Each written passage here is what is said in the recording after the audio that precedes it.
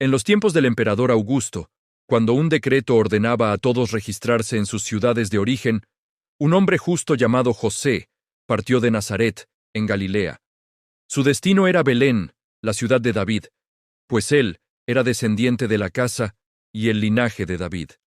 Lo acompañaba en este arduo viaje su esposa, María, una joven llena de gracia, cuyo vientre albergaba una promesa divina, la esperanza de la humanidad.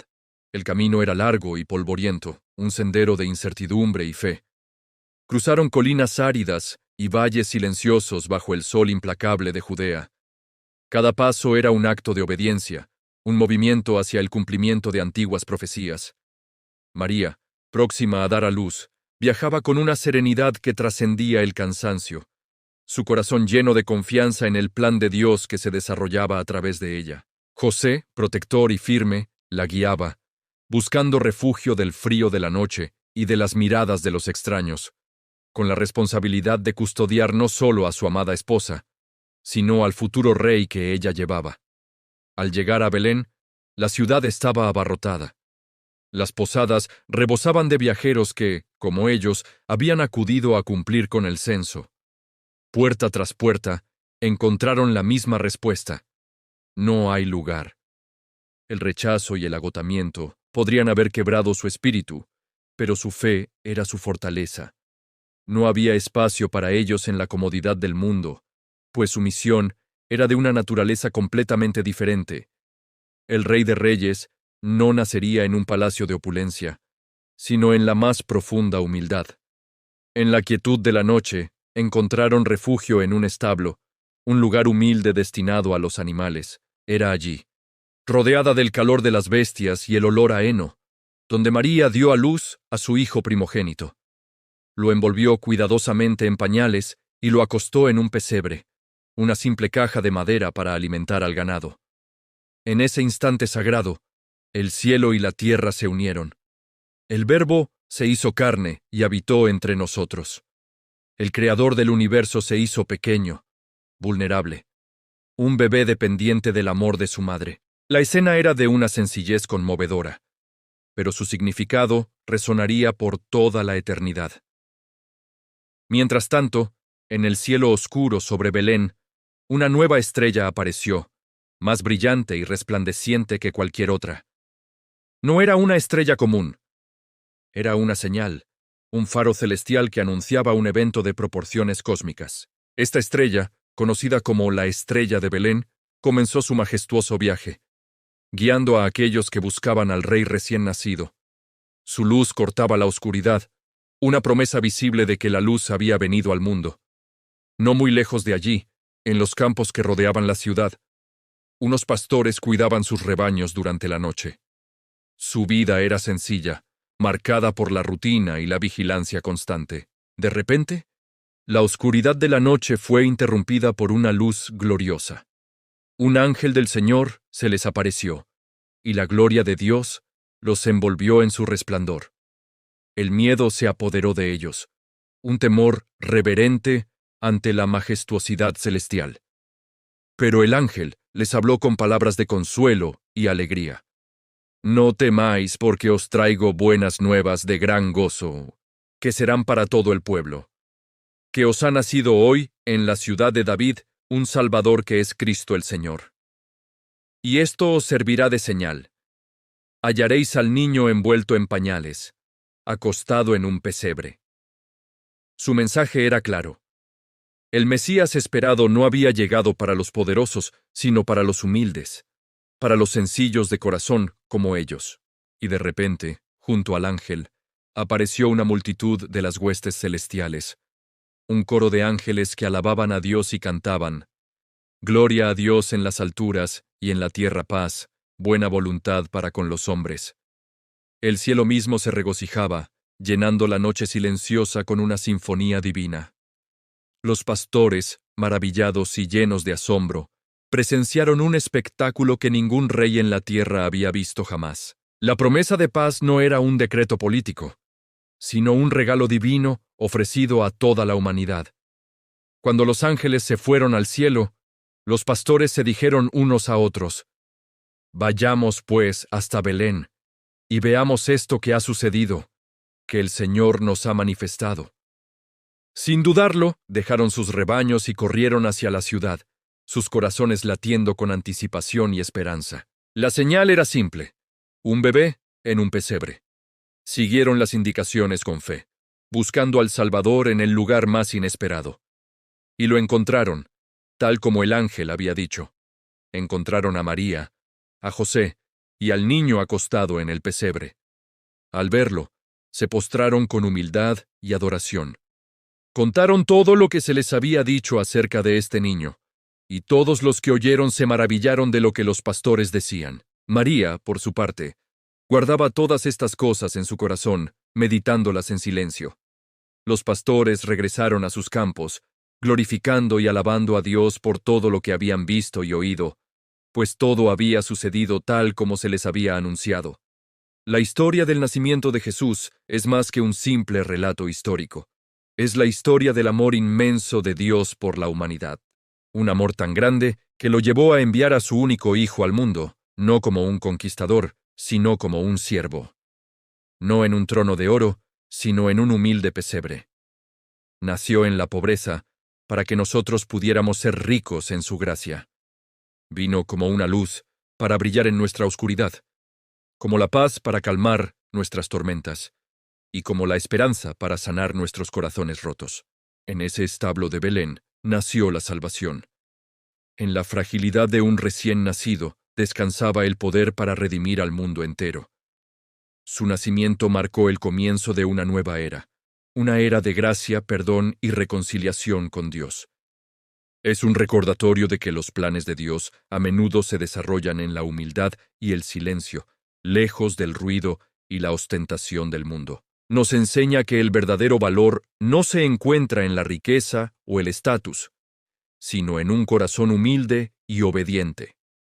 Esta historia nos invita a cada uno de nosotros a hacer nuestro propio viaje a Belén, a buscar a Jesús en la sencillez de nuestras vidas. Nos llama a abrir nuestros corazones para recibirlo, así como María y José lo recibieron. Nos anima a compartir la buena nueva con alegría, como lo hicieron los pastores, y nos recuerda que, sin importar cuán oscuro parezca el mundo, la luz de Cristo ha venido y nunca se extinguirá. La historia de su nacimiento es el comienzo de la historia más grande jamás contada, una historia de amor redentor que continúa transformando vidas hasta el día de hoy.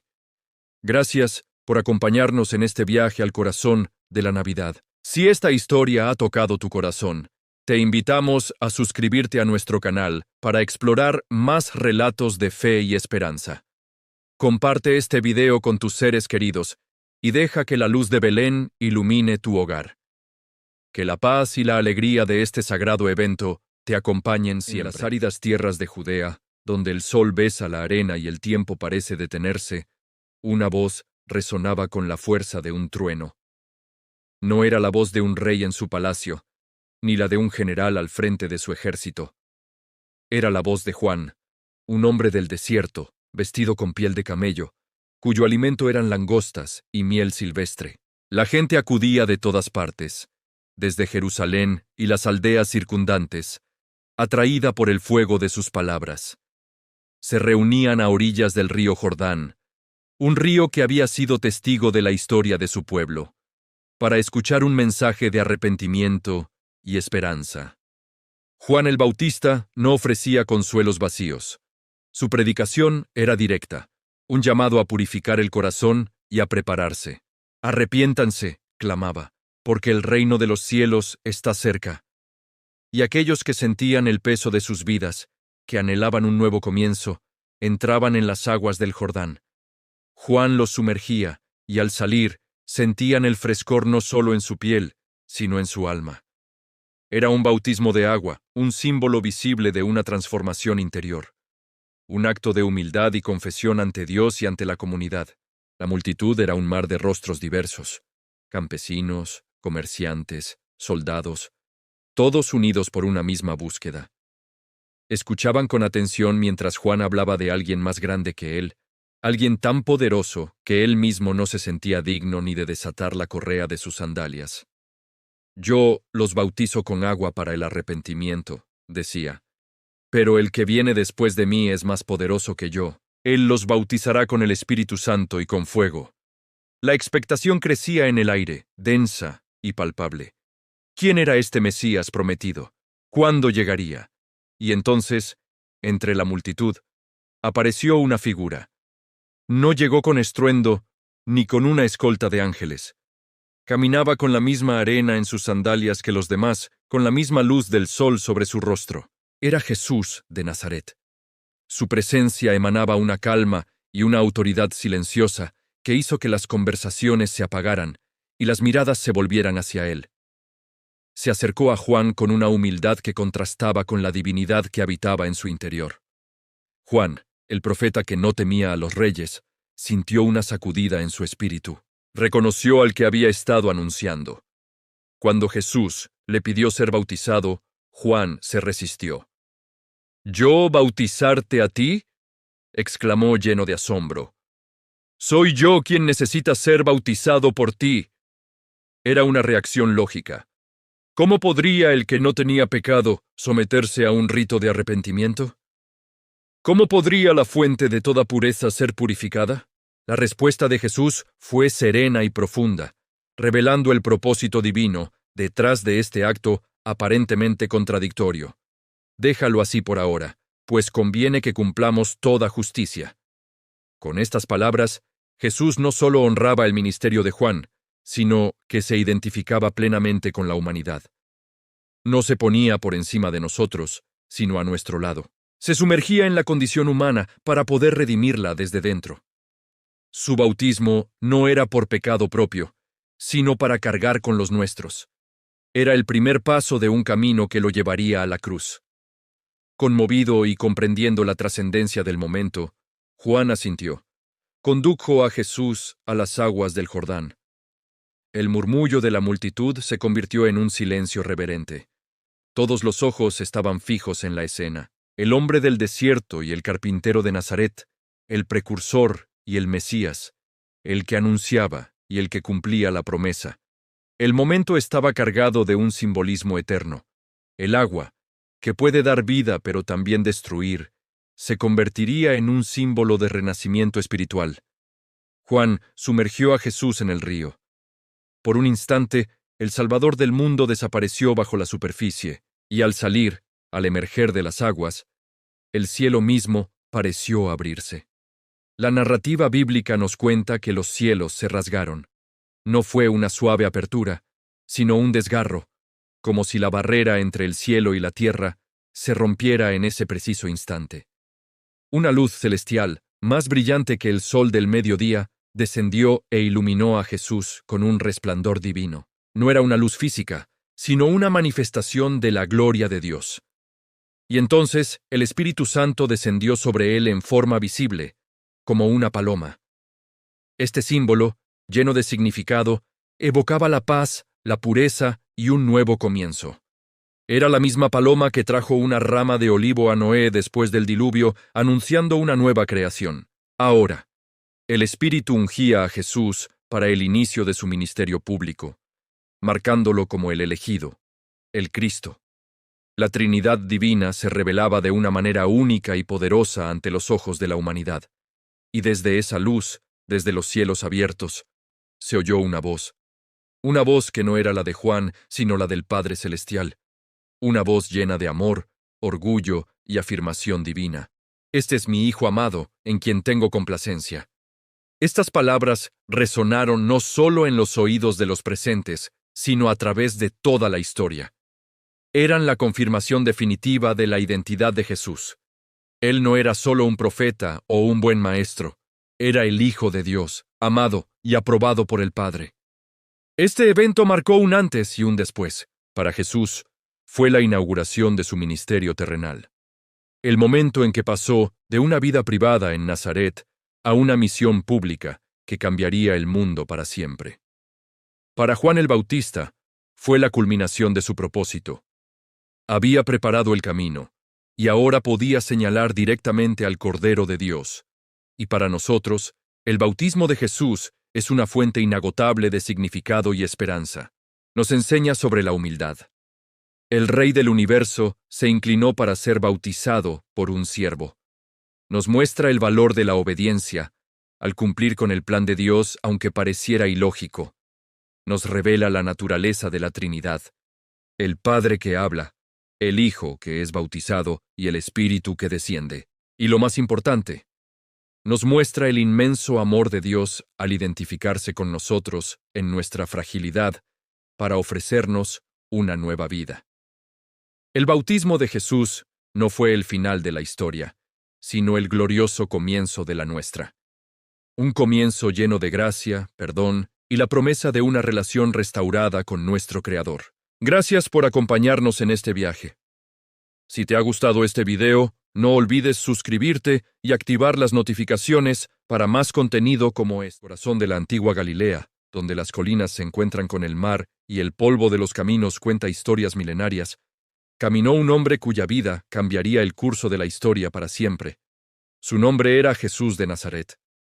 No era un rey en un palacio, ni un general al mando de ejércitos, sino un carpintero cuyas palabras resonaban con una autoridad y un amor nunca antes vistos. Su historia no es solo de enseñanzas, sino de actos extraordinarios que desafiaron las leyes de la naturaleza y tocaron las almas de quienes lo presenciaron. Hoy, nos embarcamos en un viaje para redescubrir los milagros de Jesús, no como simples relatos del pasado, sino como ventanas a lo divino, testimonios de un poder que trasciende el tiempo. Desde las bodas de Caná, donde el agua se convirtió en vino, su primer milagro público, Jesús demostró que su presencia traía consigo una transformación profunda. Imaginen la sorpresa de los anfitriones, la alegría de los invitados, al presenciar un acto que no solo salvó una celebración, sino que reveló una abundancia divina inesperada. Este fue solo el comienzo. A orillas del mar de Galilea, llamó a humildes pescadores, hombres como Pedro y Andrés, prometiéndoles hacerlos pescadores de hombres.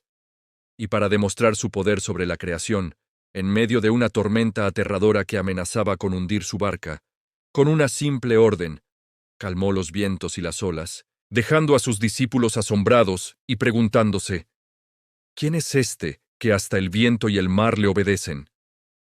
Pero su poder no se limitaba a la naturaleza. El verdadero corazón de sus milagros se encontraba en su compasión por la humanidad doliente. Multitudes lo seguían, atraídas por la esperanza que irradiaba.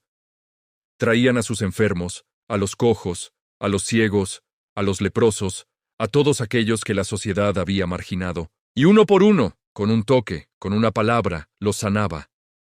Vemos al ciego Bartimeo, gritando por misericordia a las afueras de Jericó. Jesús se detiene, lo llama y le pregunta, ¿qué quieres que haga por ti? Maestro, que recupere la vista, responde. Vete, tu fe te ha salvado, le dice Jesús. E instantáneamente sus ojos se abrieron, y el mundo, antes oscuridad, se llenó de luz y color. Siguió a Jesús, glorificando a Dios. Pensemos en el paralítico bajado por sus amigos a través de un techo para llegar a Jesús. Antes de sanar su cuerpo, Jesús vio su fe y le ofreció algo aún más profundo: el perdón de sus pecados. Esto escandalizó a los líderes religiosos, pero para demostrar que tenía la autoridad para perdonar, le dijo al hombre, «Levántate, toma tu camilla y vete a tu casa». Y el hombre, que había estado postrado por años, se levantó y caminó ante el asombro de todos. Cada sanación era una declaración. El reino de Dios está cerca, un reino donde la enfermedad y el sufrimiento no tienen la última palabra. Quizás uno de los milagros más conocidos es la alimentación de los 5,000. Una gran multitud lo había seguido a un lugar remoto, y al atardecer no tenían qué comer. Sus discípulos, con solo 5 panes y 2 peces, estaban perplejos. Pero Jesús tomó lo poco que tenían, dio gracias, lo partió y lo distribuyó. Y todos comieron hasta saciarse, e incluso sobraron 12 cestas llenas. Este acto no fue solo una solución logística, fue una poderosa lección sobre la providencia de Dios. Demostró que con Él, la escasez se convierte en abundancia y que Él mismo es el pan de vida. capaz de satisfacer el hambre más profunda del alma humana. Y luego, los milagros que desafiaron la barrera final, la muerte misma. La hija de Jairo, un líder de la sinagoga, había muerto. Mientras todos lloraban, Jesús entró en la habitación, tomó la mano de la niña y le dijo, Talita cumi, que significa, niña, a ti te digo, levántate. Y ella se levantó y comenzó a caminar. El asombro se apoderó de todos. ¿Cómo podía ser esto? Más impactante aún fue la resurrección de su amigo Lázaro. Había estado muerto por 4 días, un tiempo que, según las creencias de la época, hacía imposible cualquier retorno. Marta y María, sus hermanas, estaban desconsoladas. Jesús, al ver su dolor, se conmovió profundamente y lloró. Se acercó a la tumba y ordenó que quitaran la piedra. En un acto de fe suprema, gritó con voz fuerte, «¡Lázaro, sal fuera!». Y el hombre que había estado muerto salió, todavía envuelto en sus vendas funerarias.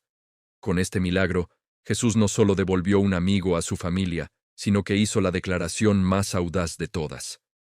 Yo soy la resurrección y la vida. El que cree en mí, aunque esté muerto, vivirá. Cada milagro de Jesús es una pieza de un mosaico más grande. No eran simples exhibiciones de poder, sino actos de amor, revelaciones de la naturaleza de Dios y señales que apuntaban a una realidad espiritual más profunda. Mostraban un mundo restaurado, un mundo como debería ser, libre del dolor, la enfermedad y la muerte. Eran anticipos del reino de Dios que Él vino a inaugurar. Al caminar sobre el agua hacia sus discípulos en medio de la noche, les enseñó a no temer, a confiar en Él incluso cuando las tormentas de la vida parecen abrumadoras. Al sanar al siervo del centurión a distancia, demostró que su poder no conocía barreras geográficas ni sociales, reconociendo la fe de un gentil. Al expulsar demonios y liberar a los oprimidos, mostró su autoridad sobre las fuerzas del mal, trayendo paz y cordura a mentes atormentadas. La historia de Jesús y sus milagros nos invita a mirar más allá de lo visible, a creer en lo imposible. Nos desafía a preguntarnos, ¿creemos que la transformación es posible en nuestras propias vidas? ¿Creemos en un poder más grande que nuestros problemas y temores? Los milagros de Jesús no son solo eventos históricos para ser admirados. Son una invitación personal a experimentar su poder sanador y restaurador hoy.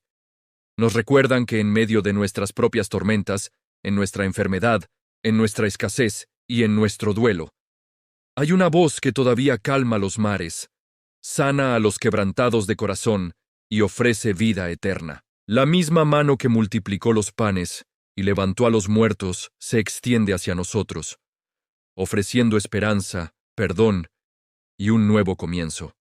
La pregunta que resuena a través de los siglos sigue siendo la misma que Jesús hizo a sus discípulos. ¿Y ustedes, quién dicen que soy yo? Gracias por acompañarnos en este viaje reflexivo. Si esta historia te ha inspirado, dale a me gusta, compártela con alguien que necesite esperanza y suscríbete para más contenido que ilumine el alma. Nos vemos en el próximo video. Sombra de una noche que cambiaría el curso de la historia, en una antigua ciudad llamada Jerusalén, un hombre se reunió con sus amigos más cercanos para una cena. Pero esta no era una cena cualquiera. Era la última cena. El hombre era Jesús, y sus 12 compañeros, sus discípulos. El aire estaba cargado de una solemnidad palpable, una mezcla de amor, tristeza y un destino inminente. La habitación estaba bañada por la luz cálida de las lámparas de aceite, proyectando sombras danzantes sobre los muros de piedra. Sobre una larga mesa de madera se dispuso una comida sencilla pero profundamente simbólica: pan sin levadura y copas de vino tinto. Era la cena de la Pascua, una celebración ancestral que conmemoraba la liberación de Israel de la esclavitud en Egipto. Pero esa noche, Jesús le daría un significado completamente nuevo y eterno. Mientras compartían el pan, Jesús lo tomó en sus manos, lo bendijo, lo partió y se lo dio a sus discípulos. Les dijo: «Tomen y coman. Esto es mi cuerpo, que es entregado por ustedes». Sus palabras resonaron en el silencio de la sala. Los discípulos, confundidos pero obedientes, tomaron el pan. En ese gesto, Jesús no solo estaba compartiendo un alimento, sino que se estaba entregando a sí mismo, simbolizando el sacrificio que estaba a punto de hacer. Su cuerpo sería quebrantado, como el pan, por la salvación de la humanidad. Luego tomó una copa de vino. La levantó, dio gracias y se la pasó, diciendo: «Beban de ella todos, porque esta es mi sangre del nuevo pacto, que es derramada por muchos para el perdón de los pecados». El vino, rojo como la sangre, representaba una nueva promesa, un nuevo acuerdo entre Dios y la humanidad. Un pacto sellado no con la sangre de animales, como en la antigüedad, sino con su propia vida. Era una promesa de perdón, de redención y de una nueva relación con Dios, accesible para todos los que creyeran. La atmósfera se volvió aún más intensa. Jesús, mirando a los ojos de cada uno de sus seguidores, sabía lo que estaba por venir. Con una tristeza infinita, les reveló una verdad dolorosa. En verdad les digo que uno de ustedes me va a traicionar. La confusión y la angustia se apoderaron de los discípulos. Uno por uno comenzaron a preguntar: ¿Soy yo, Señor? No podían imaginar que alguien de su círculo íntimo, alguien que había caminado con él, presenciado sus milagros y escuchado sus enseñanzas, pudiera cometer tal acto. Incluso Judas Iscariote, el que ya había conspirado para entregarlo, preguntó con descaro: ¿Acaso soy yo, maestro? Jesús le respondió en voz baja, sellando el amargo conocimiento de la traición. La cena continuó, pero la inocencia se había roto. La sombra de la traición se cernía sobre ellos, un recordatorio de la fragilidad humana y la oscuridad que puede anidar incluso en los corazones más cercanos. En medio de esta tensión, Jesús también ofreció palabras de consuelo y enseñanza. Les habló de la importancia del amor y la unidad. Lavó los pies de sus discípulos, un acto de humildad extrema reservado a los siervos, para enseñarles que el verdadero liderazgo reside en el servicio. Les dijo: «Un mandamiento nuevo les doy, que se amen unos a otros. Como yo los he amado, así también ámense los unos a los otros. En esto conocerán todos que son mis discípulos, si tienen amor los unos por los otros». Este mandamiento del amor no era una sugerencia, sino el fundamento de su comunidad. El amor sería la marca distintiva de sus seguidores, una fuerza capaz de superar la división, el odio y la traición. Era un amor radical, un amor que sirve, que perdona y que se sacrifica. Les prometió que no los dejaría solos. Les habló del Espíritu Santo, el Consolador, que vendría después de su partida para guiarlos, enseñarles y recordarles todo lo que Él les había dicho. Era una promesa de presencia continua, una garantía de que su misión no terminaría con su muerte. Mientras la noche avanzaba, las enseñanzas de Jesús se volvieron más profundas. Les habló del cielo como la casa de su Padre, donde hay muchas moradas y donde Él iba a preparar un lugar para ellos. «Yo soy el camino, la verdad y la vida», declaró. «Nadie viene al Padre sino por mí». Con estas palabras, Jesús se reveló no solo como un maestro o un profeta, sino como la única conexión entre la humanidad y Dios. La última cena fue mucho más que una comida de despedida. Fue un acto de institución, un legado. Jesús estableció la Eucaristía, o la Santa Cena, un ritual que los cristianos han practicado durante 2 milenios para recordar su sacrificio. Cada vez que el pan se parte y el vino se comparte, los creyentes de todo el mundo se unen a esa misma noche en Jerusalén, recordando el cuerpo entregado y la sangre derramada por su salvación. Fue el momento en que el antiguo pacto dio paso al nuevo. Fue una lección final sobre el amor, la humildad y el servicio. Fue una advertencia sobre la traición y la debilidad humana, pero también una promesa de perdón y restauración. Fue el prólogo de los eventos más dramáticos de la historia: la agonía en el jardín de Getsemaní, el arresto, el juicio y la crucifixión. Pero también el preludio de la victoria más grande, la resurrección. Al terminar la cena, cantaron un himno y salieron hacia el Monte de los Olivos. La calma de la habitación fue reemplazada por la oscuridad de la noche y la angustia del alma. Jesús se preparaba para enfrentar su destino, fortalecido por ese último momento de comunión con sus amigos, pero apesadumbrado por el peso del pecado del mundo que estaba a punto de llevar sobre sus hombros. La historia de la última cena es una historia de contrastes profundos. Comunión y traición, amor y dolor, enseñanza y despedida, humanidad y divinidad. Es el corazón del mensaje cristiano, un recordatorio eterno del amor incondicional de Dios manifestado en Jesús. Un amor tan grande que estuvo dispuesto a darlo todo, hasta la última cena, hasta el último aliento. Gracias por acompañarnos en este viaje al corazón de una de las noches más significativas de la historia. Si esta historia te ha conmovido, te invitamos a suscribirte a nuestro canal para explorar más relatos que han moldeado nuestro mundo. Dale like a este video y compártelo para que más personas puedan conocer el profundo significado de la última cena. Nos vemos en el próximo video. De la historia, hay momentos que trascienden el tiempo, relatos que han moldeado civilizaciones y conmovido el alma humana por generaciones. Hoy viajamos a uno de esos momentos cruciales, un día que partió la historia en dos. Nos encontramos en las antiguas calles de Jerusalén bajo un sol que pronto se negaría a brillar. La ciudad bulle con la actividad de la Pascua, una celebración de libertad. Pero entre la multitud se desarrolla una procesión sombría. Un hombre, coronado de espinas, con el rostro marcado por el sufrimiento pero firme en su resolución, avanza con dificultad. Es Jesús de Nazaret. Sobre sus hombros heridos carga el pesado madero de una cruz, el instrumento de su propia ejecución. Cada paso es un esfuerzo sobrehumano, cada aliento una lucha. El camino que recorre es conocido como la Vía Dolorosa, el camino del sufrimiento. A su alrededor un mosaico de emociones humanas, la burla de algunos, la indiferencia de otros, y las lágrimas silenciosas de aquellos que lo amaron. Mujeres lloran abiertamente, sus lamentos son un eco del dolor de una madre que ve a su hijo caminar hacia la muerte. Él se detiene, no para buscar consuelo para sí mismo, sino para ofrecerlo. Les habla de un llanto futuro, no por él, sino por la ciudad que lo rechaza. Finalmente, la procesión llega a su destino, un lugar llamado Gólgota, el lugar de la calavera. Una colina desolada a las afueras de la muralla de la ciudad.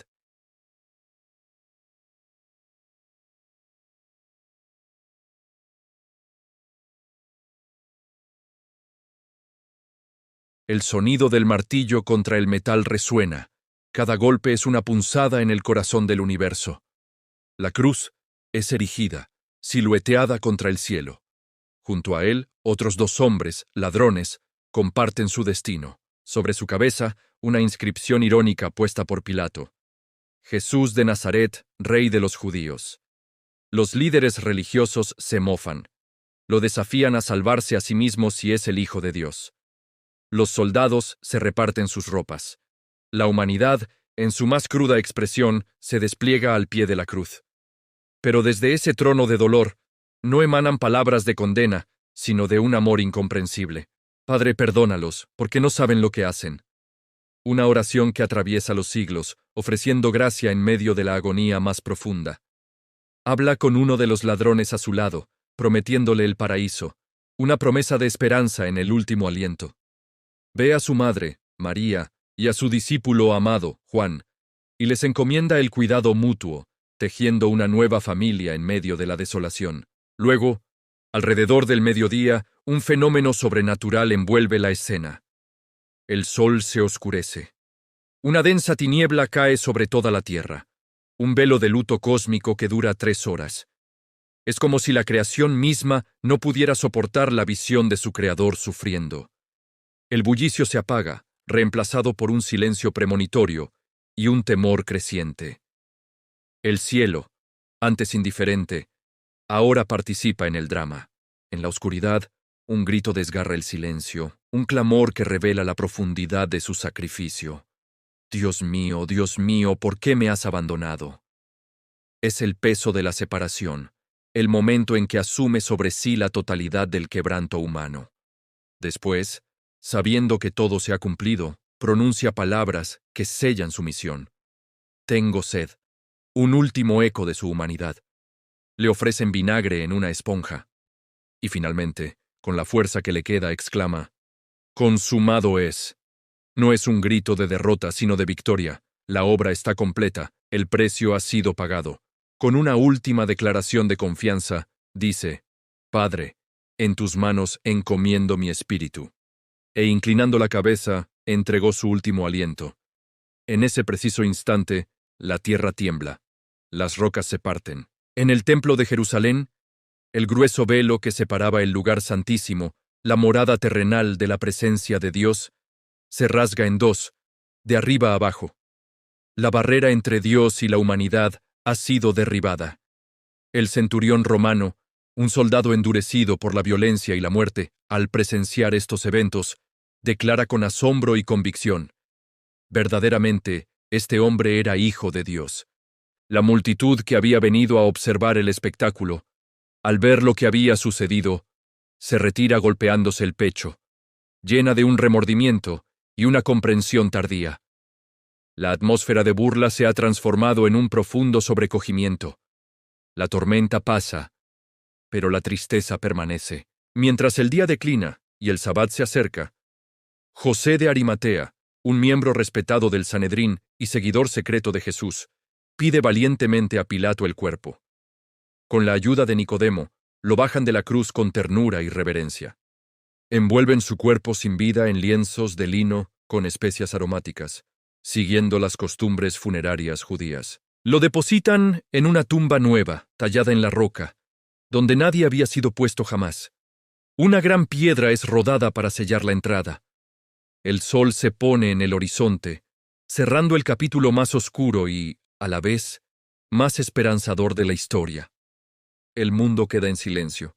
Los discípulos, dispersos y atemorizados. Las mujeres, con el corazón roto, planeando regresar para ungir su cuerpo después del descanso del sabbat. Todo parece perdido. La esperanza parece haber sido crucificada junto a su portador. Pero la historia no termina aquí. La oscuridad de ese viernes es profunda, pero no es permanente. La tumba está sellada, pero no es el final. Este acto de sacrificio supremo no fue una tragedia sin sentido, sino el pivote sobre el cual gira la redención. La muerte ha sido confrontada en su propio terreno. Este momento, capturado en la fe y la historia, nos invita a la reflexión. Más allá del relato histórico, es una historia sobre el amor incondicional, el sacrificio redentor y la promesa de que incluso en la oscuridad más profunda, la luz está a punto de amanecer. La cruz, un símbolo de muerte, se transforma en un emblema de esperanza. Un puente entre el cielo y la tierra, un testimonio eterno de que el amor es más fuerte que la muerte. Gracias por acompañarnos en este viaje al corazón de la historia. Si este relato te ha conmovido, te invitamos a reflexionar sobre su significado. No olvides suscribirte y activar las notificaciones para más contenido que explora los grandes relatos que han dado forma a nuestro mundo. Hasta la próxima. En la penumbra de un mundo antiguo, en la ciudad de Jerusalén, se escribió un capítulo que cambiaría el curso de la historia para siempre. El aire estaba cargado de dolor y desesperanza. El Maestro, aquel que había caminado sobre las aguas, sanado a los enfermos y prometido un reino de amor, había sido crucificado. Su cuerpo yacía inerte en una tumba sellada con una pesada piedra, custodiada por soldados romanos. Para sus seguidores, el mundo se había sumido en la más profunda oscuridad. La esperanza, que una vez ardió con tanto brillo, parecía haberse extinguido con su último aliento en la cruz. 3 días. 3 largos días de silencio y luto.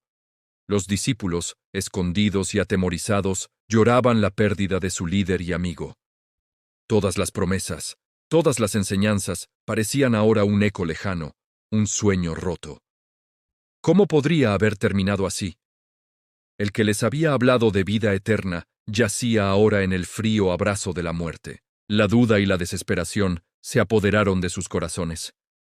La piedra en la entrada de la tumba no solo sellaba el cuerpo de Jesús, sino también las esperanzas de todos los que habían creído en él. Era el final de un viaje, el punto final de una historia que había prometido ser grandiosa. Pero el amanecer del tercer día trajo consigo algo más que la luz del sol. Mientras las primeras luces del alba pintaban el cielo de Jerusalén, un grupo de mujeres, lideradas por María Magdalena, se dirigía a la tumba. Llevaban consigo especias y ungüentos para honrar el cuerpo de su amado Maestro, un último acto de amor y devoción. Mientras caminaban, su conversación estaba llena de una preocupación práctica, pero abrumadora. ¿Quién les ayudaría a mover la pesada piedra que sellaba la entrada? Su dolor era tan grande que ni siquiera habían considerado la guardia romana. Al llegar, sus ojos se encontraron con una escena que desafiaba toda lógica.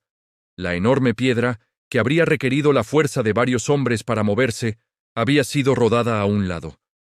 La entrada a la tumba estaba abierta. Un temor mezclado con asombro se apoderó de ellas. ¿Qué había sucedido? ¿Se habían llevado el cuerpo? El miedo a la profanación se sumó a su ya pesado dolor. Con el corazón latiendo con fuerza, María Magdalena se asomó al interior, y lo que vio, o más bien lo que no vio, la dejó sin aliento. La tumba estaba vacía. Los lienzos que habían envuelto el cuerpo de Jesús estaban allí, cuidadosamente doblados a un lado, pero el cuerpo no estaba. En su lugar, una luz suave y etérea llenaba el espacio, y dos figuras vestidas de un blanco resplandeciente estaban sentadas donde había reposado Jesús. Una de ellas habló con una voz que era a la vez poderosa y tranquilizadora. ¿Por qué buscan entre los muertos al que está vivo? No está aquí, ha resucitado, tal como dijo. Resucitado. La palabra resonó en el aire, cargada de un poder inimaginable. No era un robo, no era una profanación. Era el cumplimiento de la promesa más increíble que Jesús les había hecho. Las mujeres, entre el asombro y una alegría incipiente que apenas podían comprender, corrieron de regreso para contarles a los discípulos. Sus palabras, al principio, fueron recibidas con incredulidad. ¿Cómo podía ser posible? Parecía un cuento, un delirio producto del dolor. Pedro y Juan, impulsados por una mezcla de duda y una chispa de esperanza, corrieron hacia el sepulcro. Juan, más joven, llegó primero, pero se detuvo en la entrada, asombrado por la escena. Vio los lienzos en el suelo, pero no entró. Entonces llegó Pedro y, sin dudarlo, entró en la tumba. Vio los lienzos y el sudario que había cubierto la cabeza de Jesús, no tirado con los otros lienzos, sino doblado aparte. Entonces Juan también entró, y al ver la tumba vacía y el orden de los lienzos, creyó. Una comprensión profunda comenzó a arraigarse en su corazón. Las Escrituras debían cumplirse, y él debía resucitar de entre los muertos. Mientras tanto, María Magdalena, que había regresado a la tumba, se quedó afuera llorando. Su mente no podía procesar completamente lo que estaba sucediendo. A través de sus lágrimas, se asomó de nuevo y vio a los ángeles. Le preguntaron por qué lloraba. «Se han llevado a mi Señor», respondió, «y no sé dónde lo han puesto». Entonces, sintió una presencia detrás de ella. Se dio la vuelta y vio a un hombre, a quien confundió con el jardinero. Él también le preguntó, «Mujer, ¿por qué lloras? ¿A quién buscas?». Pensando que él podría saber algo, ella le suplicó, «Señor, si te lo has llevado, dime dónde lo has puesto, y yo iré por él». Entonces el hombre pronunció una sola palabra, su nombre, María. En ese instante, todo cambió. Reconoció la voz. Era la voz de su maestro, la voz que la había llamado de la oscuridad a la luz. «¡Raboni!», exclamó, que significa maestro. La alegría pura e incontenible inundó su ser. Quiso aferrarse a él, pero Jesús le dijo que aún no había subido al Padre y le encomendó una misión. «Ve a mis hermanos y diles, subo a mi Padre y a vuestro Padre, a mi Dios y a vuestro Dios». Ese mismo día, la noticia se extendió. Jesús se apareció a sus discípulos, que estaban reunidos a puerta cerrada por miedo. De repente, Él estaba en medio de ellos. «La paz sea con ustedes», les dijo. Les mostró sus manos y su costado, las heridas que eran la prueba irrefutable de su identidad y de su sacrificio. El miedo de los discípulos se transformó en un gozo abrumador. El que habían visto morir estaba vivo, de pie entre ellos. La resurrección no era un rumor, era una realidad tangible. La resurrección de Jesús no fue simplemente el regreso a la vida, fue la victoria definitiva sobre la muerte, el pecado y la desesperación. Fue la afirmación de que el amor de Dios es más fuerte que cualquier tumba, que la luz siempre vencerá a la oscuridad. Para aquellos primeros seguidores, la tumba vacía significó que su fe no era en vano. El movimiento que parecía aplastado ahora tenía un poder imparable. Este evento es el pilar central de la fe cristiana. No es un epílogo, sino el comienzo de una nueva creación. La resurrección es la promesa de que la muerte no tiene la última palabra. Es la esperanza de que así como Cristo resucitó, también nosotros tenemos la promesa de una vida nueva y eterna. Nos enseña que incluso en nuestros momentos más oscuros, cuando sentimos que todo está perdido y que una piedra sella nuestras esperanzas, el amanecer está por llegar. La historia de la resurrección nos invita a mirar más allá de nuestras propias tumbas, de nuestros miedos y fracasos. Nos llama a vivir con la audacia de aquellos que saben que el final de la historia no es la cruz, sino la tumba vacía. Es un mensaje de transformación, que nos anima a pasar del luto a la alegría, de la duda a la fe, del miedo a la misión. Así, la luz que brilló desde esa tumba en una mañana de primavera en Jerusalén hace 2000 años continúa brillando hoy. Ilumina los corazones de millones de personas en todo el mundo, ofreciendo consuelo en el dolor, fuerza en la debilidad y una esperanza inquebrantable en un futuro glorioso. La resurrección de Jesús no es solo un evento histórico. Es una realidad viva y presente que nos dice que sin importar cuán oscura sea la noche, la mañana siempre llega, y con ella la promesa de una nueva vida. Gracias por acompañarnos en este viaje al corazón de la fe. Si esta historia ha tocado tu corazón, compártela y suscríbete para más contenido que ilumina y inspira. Que la esperanza de la resurrección llene tus días de luz y propósito.